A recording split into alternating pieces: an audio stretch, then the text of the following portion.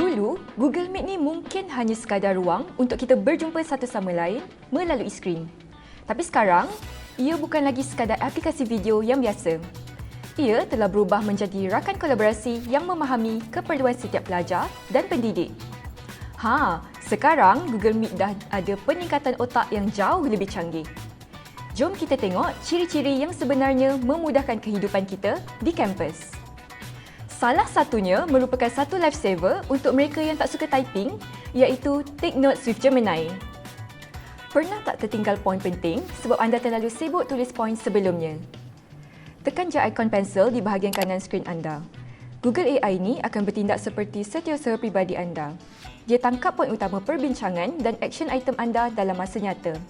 Next, jom kita cakap pasal live translation.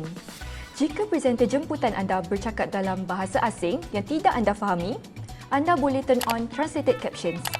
Sebab, Google Meet akan terjemah percakapan tersebut ke dalam bahasa pilihan anda secara langsung.